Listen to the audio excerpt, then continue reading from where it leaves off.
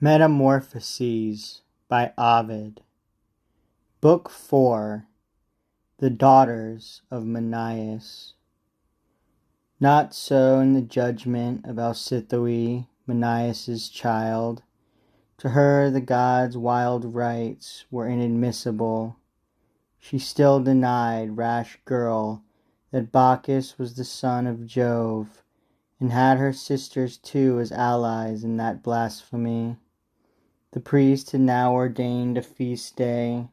Servant girls must be excused from work, and with their mistresses must swathe their breasts in skins, let down their braided hair, garland their heads, and carry in their hands the leafy staves. And fierce, he prophesied, would be his wrath if Bacchus were defied. The women old and young alike obeyed. Weaving, work boxes, and unfinished work they put away, and burning incense called on Bacchus by his many noble names.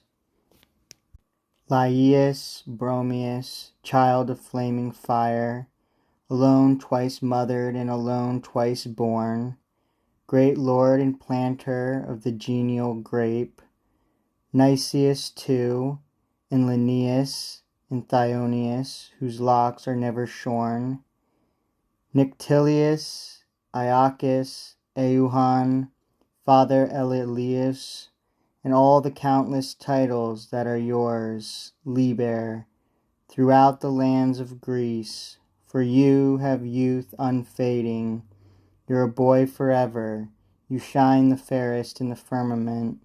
When you lay by your horns, your countenance is like a lovely girl's. You hold in thrall the Orient, even those remotest lands where Ganges waters dusky India. You, most worshipful, sent to their doom Lycurgus with his two-edged battle-axe, and Pentheus, both blasphemers. You consign the Tuscan sailors to the sea. You drive your pair of lynxes with bright-colored reins.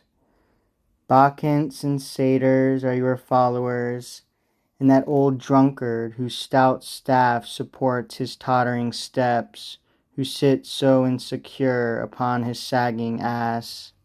Wherever your course leads you, young men's shouts and women's cries echo afar with noise of tambourines and clashing bronze, and long bored pipes of box. Come in thy mercy, come in gentleness, the Theban women cry and celebrate the rites commanded.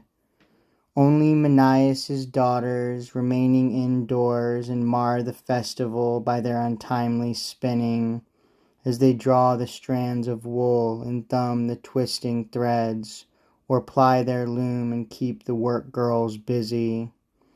Then one, as her deft fingers drew the thread, suggested, while the others have ceased work and throng those spurious rites, let us as well, busy for Pallas now, a better goddess, lighten our useful toil with talk, and tell some tale in turn to while the tedious hours away, and give delight to idle ears. Her sisters both agreed and bade her start.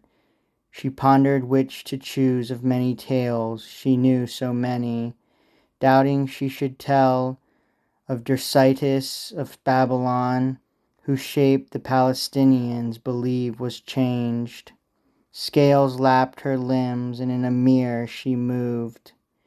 Or of her daughter, who grew wings and spent her final years upon a tall white tower. Or how a naiad, using magic charms and herbs too powerful, transformed young men to silent fish until she met that fate herself. Or of the tree whose fruit, once white, the touch of blood now dyes a dusky red. This last she liked the best, because the tale was far from widely known, and as she span her wool, this is the story she began.